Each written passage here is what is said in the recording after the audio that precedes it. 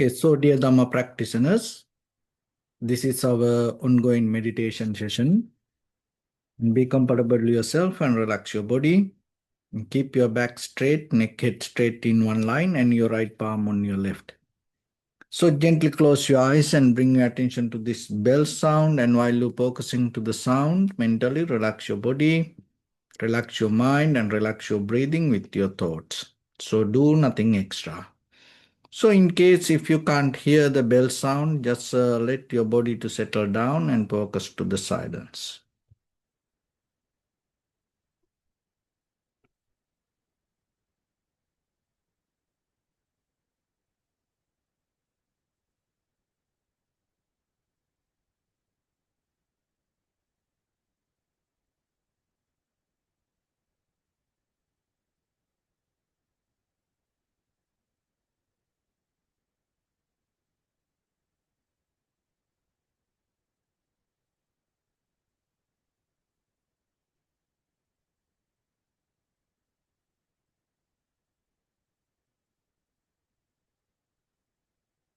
Namo tassa bhagavato arahato samma sambuddhassa.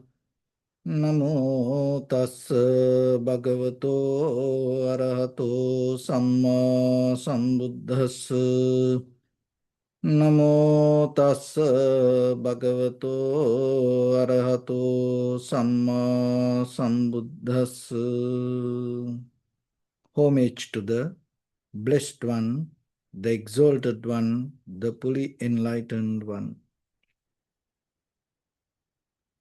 So, dear Dhamma practitioners, in these ongoing meditation sessions, we are trying to basically give some information for yourself to build up a very clear spiritual foundation. So when it comes to meditation, more than any other time, we have so much information. So it is good because when we have the information, we are capable to find the right path for us. But at the same time, we have to be more careful because sometimes our own inner nature becomes more comfortable with our own imagination, and when we find the informations, what happens, we are convert that outside informations to validate our inner imagination. So if we start to do that, we get into a trap, mental trap. It's very difficult to find the freedom. Because the very purpose of this whole practice find the freedom from our own mind, not from the outside world. So when it comes to hindrance, that all the hindrance arise, basically the 5 hindrance arise in our mind, our mental conditions, our sanskara, mental formations, develop this the hindrance. Sometimes when we practice meditation, what happens? We establish and we develop the hindrance rather than get out of it. So that's why introspection in a certain way means that you look into yourself and become very clear and you clean your own mind, which is sometimes not comfortable from the beginning. Sometimes like we feel very, very irritated within ourselves. Any process of cleaning sometimes like that. So the mind the same. So when it comes to then meditation, you have to remember it is not we look something from outside or we don't try to intake. We are trying to purify our own mind. So then first you have to be more humble. You have to accept yourself. You have to be more flexible yourself, to be open and let go your own imagination or your own mental formations or the cankers. And sometimes we have to let go what we believe as what is right or what is truth. So that's why in Buddhism, there are two paths that you can enter to this mental practice. One is called Saddhanusari, other one called Dhammanusari.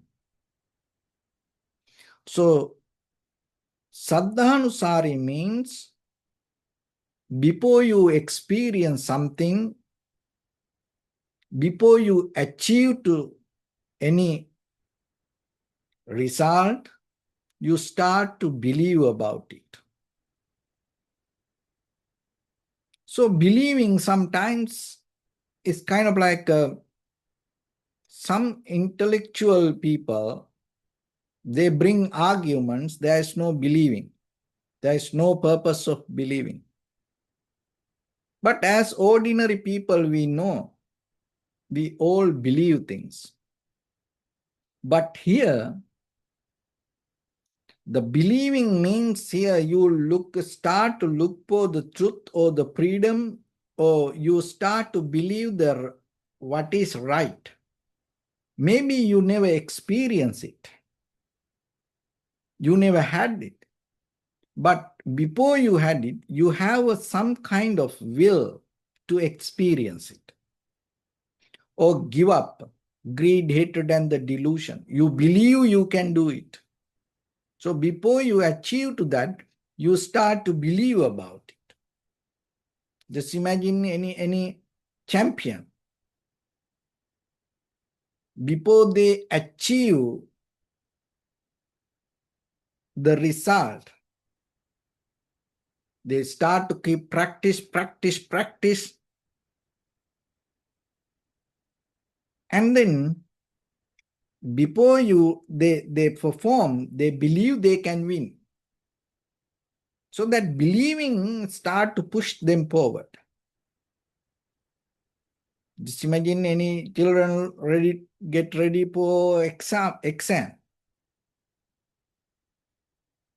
Even when you get married with someone, you believe that you are capable to build up a good relationship. Even when you have children, before you see their face, you believe that they're going to be around you and they're going to be good children. So before you achieve something, you start to trust about it. That's the nature of the believing. So then, believing about the truth, believing about the Nibbana, believing about the liberation, believing about the freedom, believing about the Dharma, what the Buddha taught, before you experience, you start to believe about it. That is what called the Saddhanusari. So it based with the faith.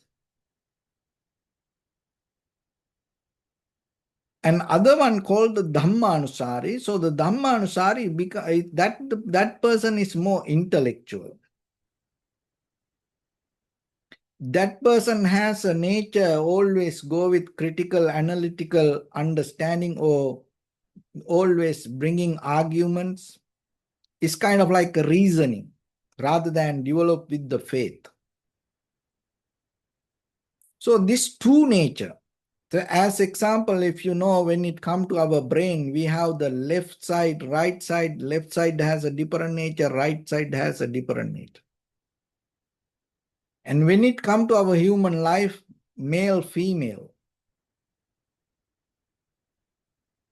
So like that, in the wisdom path, there are two ways. One is developing faith and other one developing the knowledge. But this both end with self-experience. From the beginning, maybe we hear it, we read it, we learn in many different ways, but by the time it takes us to experience. So once it becomes the experience, it becomes the same. It's like it doesn't matter whatever the direction the water come to the ocean. Once it come to the ocean, it's become same, synchronized. So in Dhamma, there are another two kind of wisdom. It called one is called Parappaccaya Jnana, and other one called Aparappacaya Jnana. Jnana means here the wisdom. Parappacaya means that wisdom related to somebody. Maybe, just imagine you heard from someone, then you start to believe about it. So the most of the wisdom that we have around us today, knowledge we have around us today is that Parappacaya. Even in this conventional world, that through the schooling, the college, universities, degrees, we follow others' knowledge. Just imagine in day-to-day life, we do a lot of things because other people told that like that way. So that's called Parappacaya. And Aparappacaya Jnana means, even though you start it here, that to believe it, because you learned from somewhere, you heard it somebody, and you start to practice it. So by practicing, by developing by mastering what happens, you start to gain some wisdom. That is, that once you start to gain it, it becomes your own wisdom. That is what called Aparappacaya Jnana. So through the meditation, that is what you have to achieve. Even though we know, we heard about the impermanence, we heard about the unsatisfactory nature, we heard about selflessness. So now it is time for you to experience it, because without experiencing, you're not going to understand what it is. When it comes to knowledge, knowing is different person to person. When the perception perceive, the way you understand is called knowledge. So then that what you understand may be going to completely different than another person. Because that person understand according to that person. And other thing is that when it comes to the consciousness, we have a nature, we develop the inherent nature in consciousness, it take as one, always. When it comes to the body, it's basically, it start with the body. Head to toes, this entire body, we take as one. That is where the self arise, I am, me. And in the moment that whatever you see, hear, smell, taste, you take it as a one object. Computer, it's as a one thing. Cell phone as a one thing. But when it comes to the computer, there are many different parts together.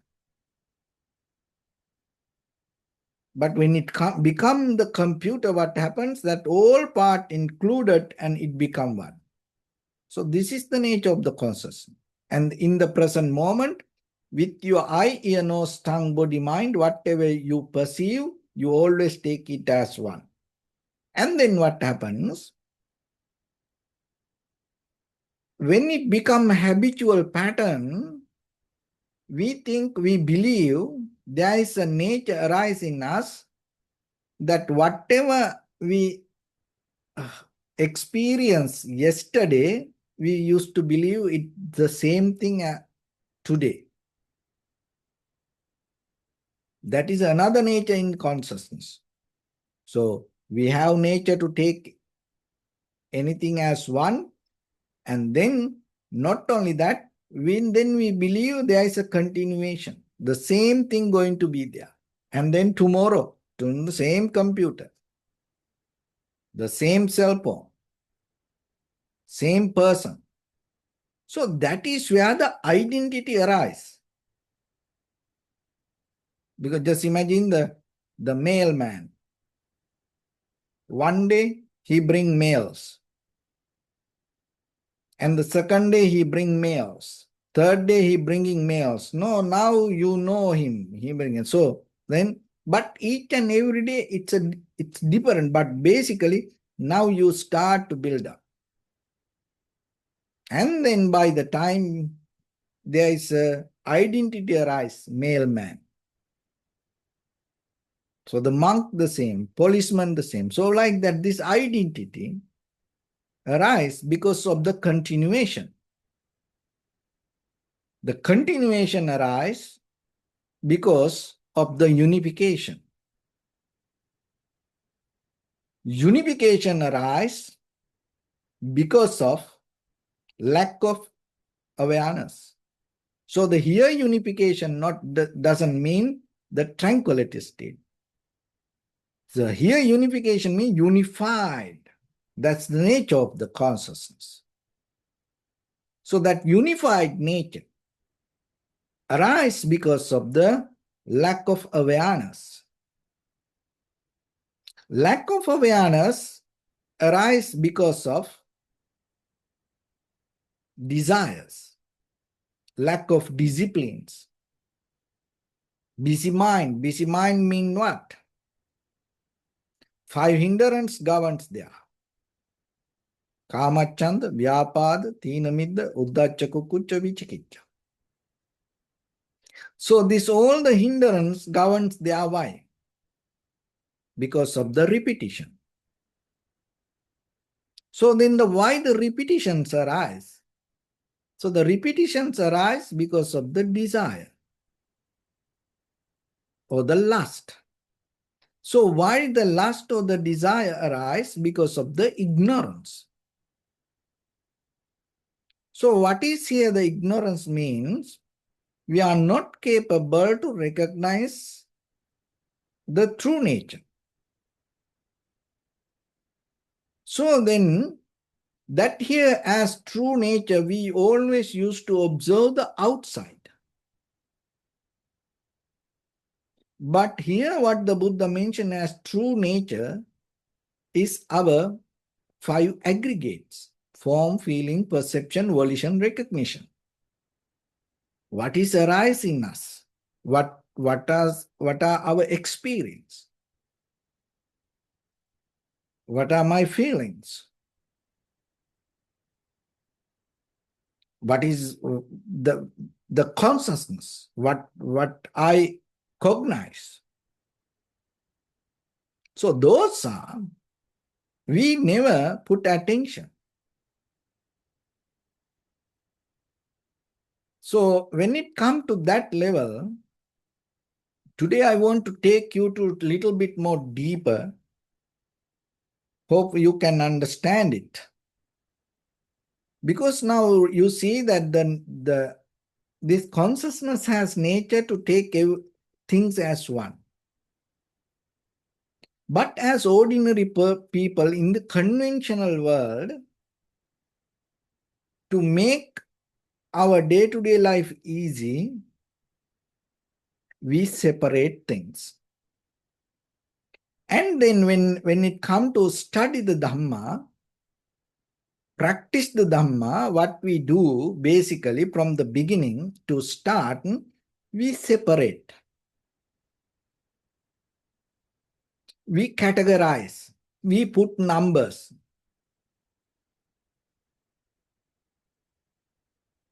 And that way, it helps us to develop as practitioners. Because it's very necessary sometimes. We cannot do whole thing as one from the beginning.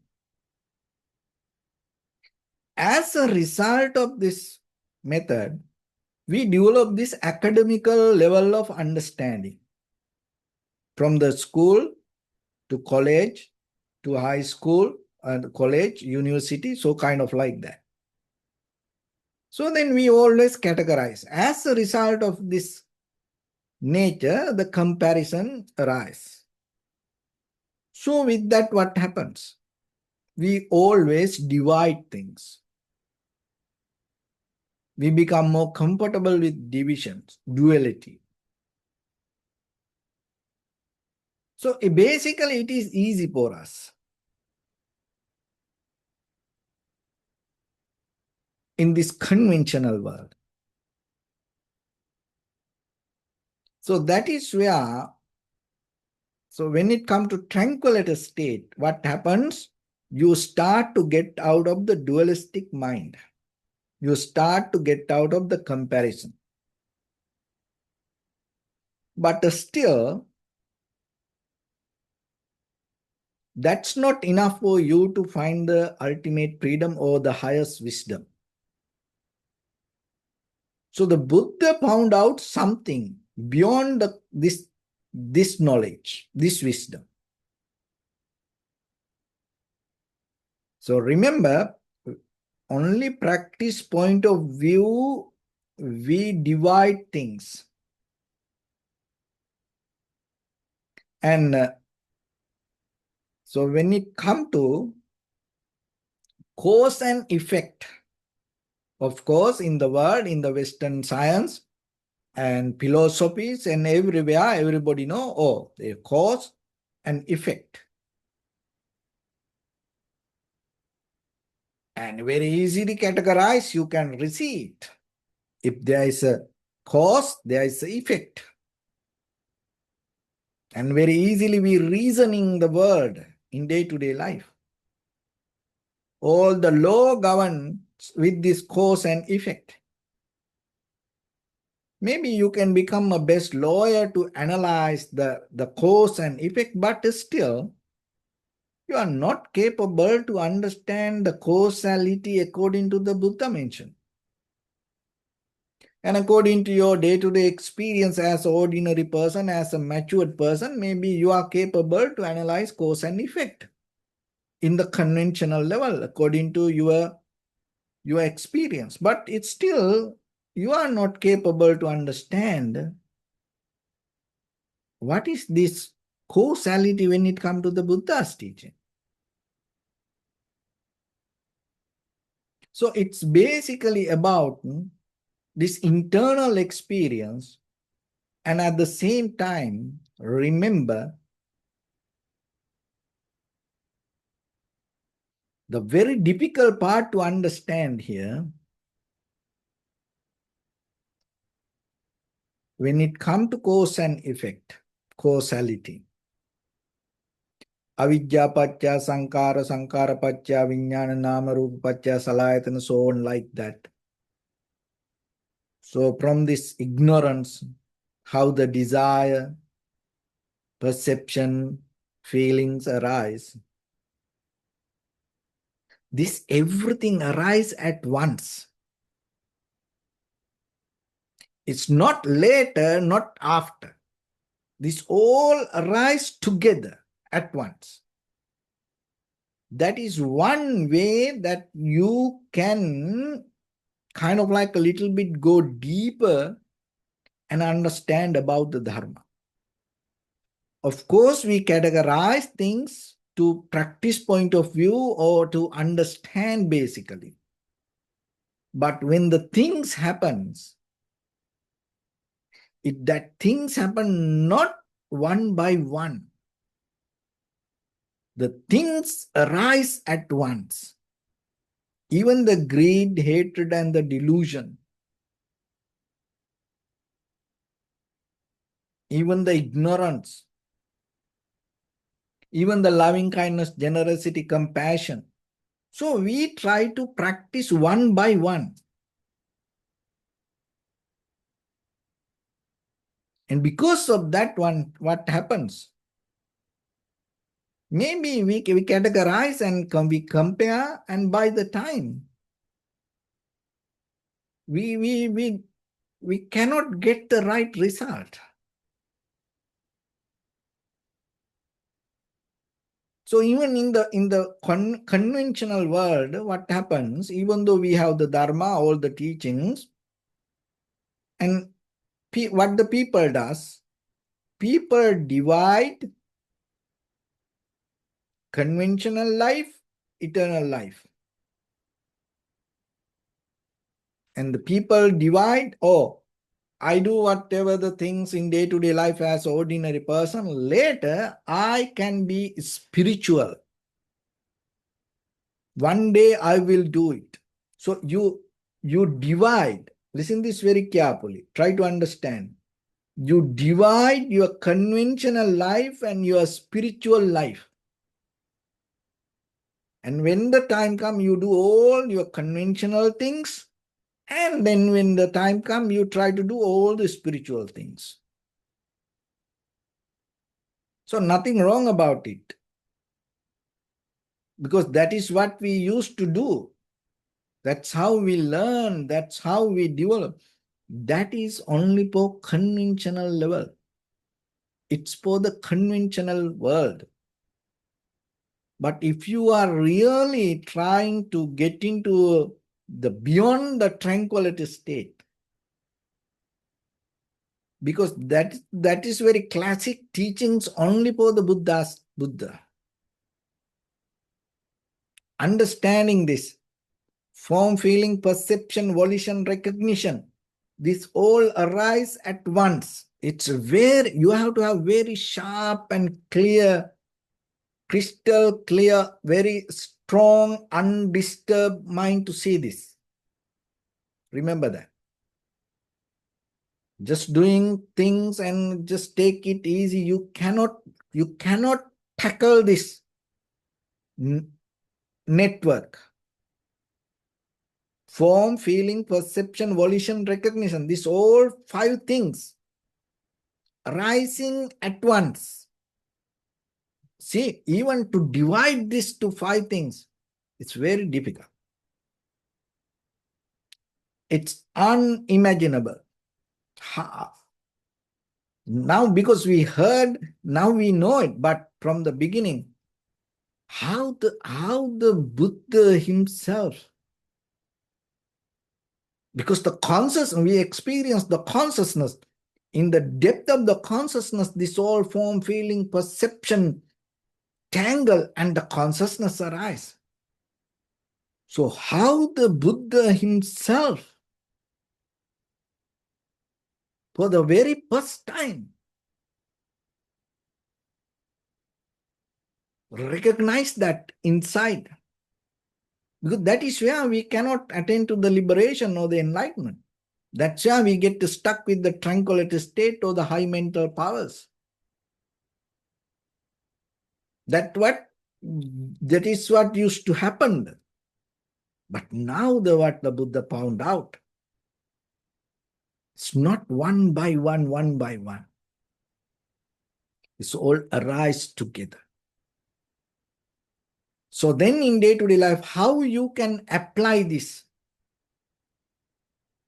So don't try to divide your bodily, verbally, mentally action to conventional level and spiritual level. Your conventional life itself, your spirituality itself, your conventional life. So try to bring this together, bridge it, and start to develop it.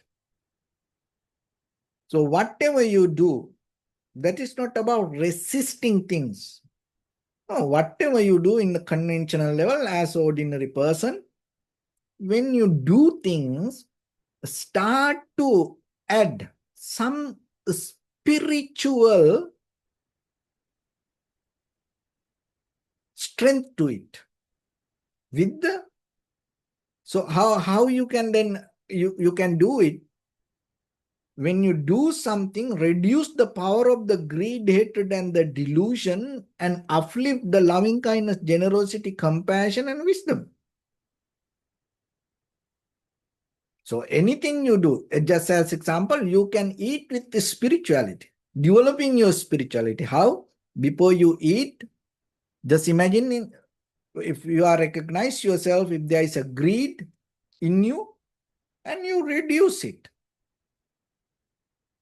And then you first appreciate that whoever made that food, pay your gratitude to it. Or maybe if you have somebody, you share part of it, and then you eat with the joy. And that is it. That is how you develop the spirituality. So then you no need to do it later in the evening, practicing meditation or praying or thinking about may all living beings be well and happy. Because you already did it. When you go to sleep, you can go to sleep with the developing your spirituality. Appreciating your day, how many people help for you, visibly, invisibly. Your husband, wife, children, brothers, sisters, friends and family members, parents, how each other contribute, and appreciate a little bit. And look into yourself and see how you lived your life. How was your day? Did you have any kind of greed, hatred, or the delusion? Or did you have any kind of loving kindness, compassion, generosity, and did you develop any humbleness or any kind of good qualities in you? So you look into yourself, you mirror yourself, and then you fall into sleep. So that is spiritual. So you develop your spirituality. So whatever happened, maybe you make mistakes and you recognize it without trying to throw it to somebody else. You take responsibility. Oh, I made a mistake. And you recognize that whatever in your mind that you had, it was not right. Rather than trying to have an egocentric, self-centered mind thinking, oh, what I thought or what I said, what I did is the right thing. I never going to say sorry, I never going to change it. Kind of like that. You recognize, you understand you made a mistake. It's okay. So like that, start to develop your day-to-day life with spiritual qualities. So whatever you do morning to night, then you will see by the time your conventional life going to become successful, and at the same time your spirituality you develop, and as a result of that you gain certain kind of wisdom. So that wisdom come through you. That is what called aparapache, not the parapache. Parapache means, oh, somebody told, somebody said this, oh, that book say that thing, this book said this, that monk told this guru told this, and then we follow. Nothing wrong about it, but not all the time. One day you have to gain this wisdom to yourself. So then try to develop this. Remember, this everything arise in you with your form, feeling, perception, volition, recognition, not one by one. It all arise at once, or all change at once. So in day-to-day life, then slowly you can apply it to your activities. You cannot be good later, just being bad in the moment. So that is where the present moment becomes so powerful. Not yesterday or not today, tomorrow, today. Always you have just one day, that is today. Today is the most validated day. So as you know recently that we celebrate Buddha's birthday. Birthday, enlightenment, and passing away. All these three events at the same day. So why is that like that? Because another way to understand it, we born, our birth happens always in the present moment. This means today. And our liberation happens whenever it happens, you're going to call it as today. And when we're going to die, in that very moment, we're not going to tell, oh, I'm dying, it's tomorrow. Oh, I'm dying, it is yesterday. We die today. So today is the day that for you to understand this. So then remember, today is the day you have to apply it, not tomorrow. Always use the today yourself to develop your practice. You live your today to the highest level with your maximum effort to get the best out of you. For today, not for tomorrow. So when you work today, every day, whenever you're going to look into yourself and you will see, today is good day for you. Because most of people become unhappy. The trigger of the unhappiness, sadness, worry, disappointment start with the today. Something that happened today. And then we start to compare it to past or the future.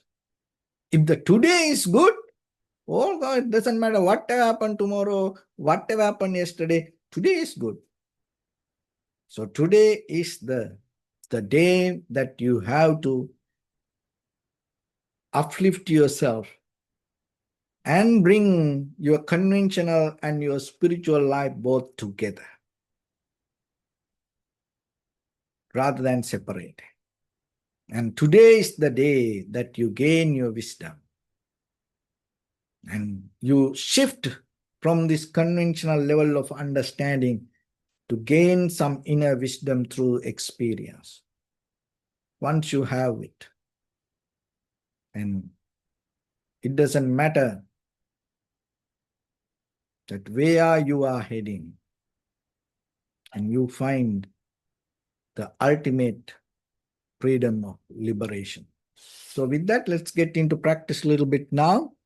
So your right palm on your left and neck it straight in one line and be comfortable with your posture. So bring your attention to your body and scan head to toes yourself and recite mentally, may I be well and happy, also Patriva, 3 times.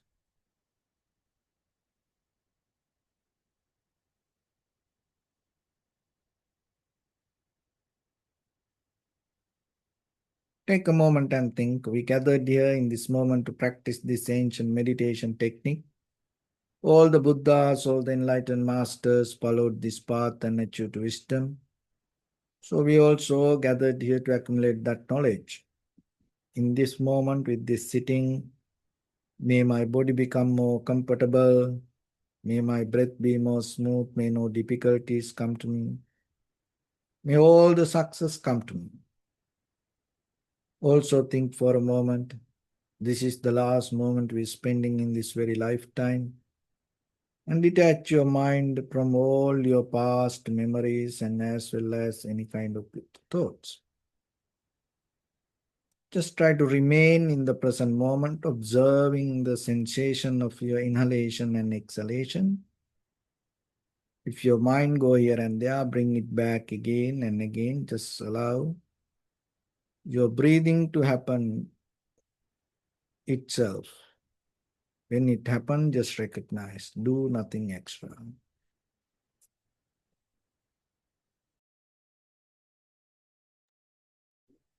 Bring your attention to your body, please. Observe your posture. We cultivate loving kindness and compassion in our heart and radiate it as a light through entire this your compound, village, city, state, country, world, around this universe. Also, as far as you can, through galaxies, other planets, stars. Reminding yourself like this. With clear intention, mentally repeat after me. May all living beings in this universe be well and happy.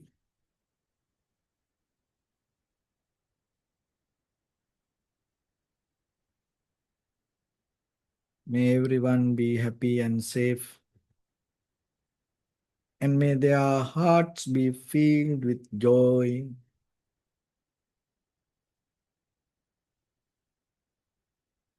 May all living beings live in security and in peace.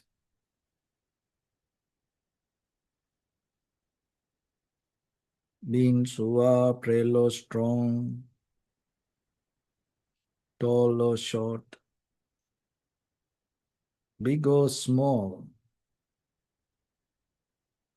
visible or not visible, near or far away, already born or yet to be born. May all of them dwell in perfect tranquility.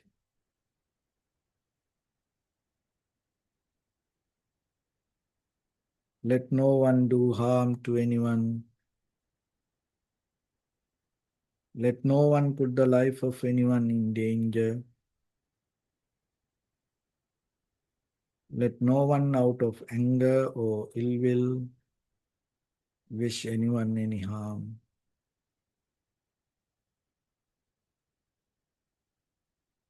Expand the loving kindness and compassion beginning from your heart forward.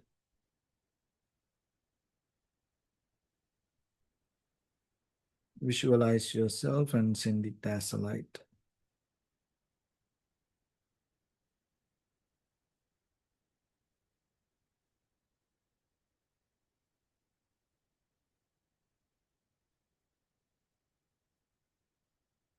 To your backside,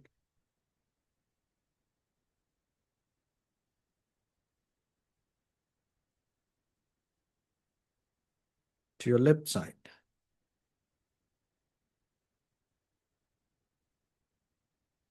and to your right side.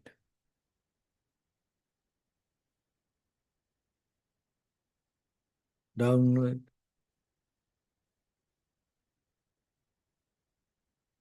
and upward.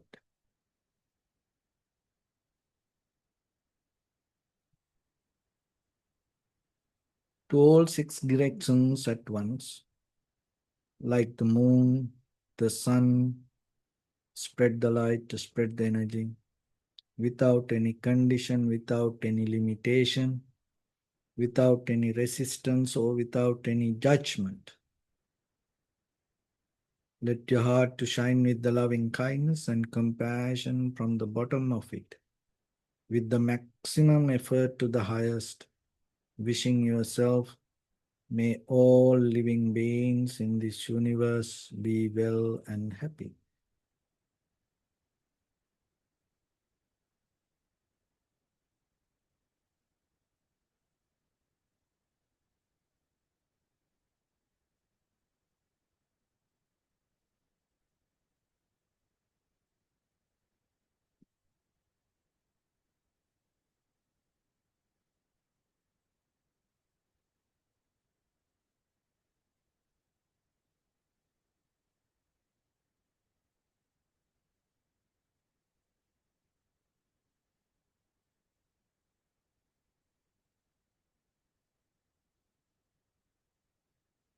This is sadhu, sadhu, sadhu. So, first of all, we offer this practice to the great qualities of the Buddha, Dharma, and the Sangha.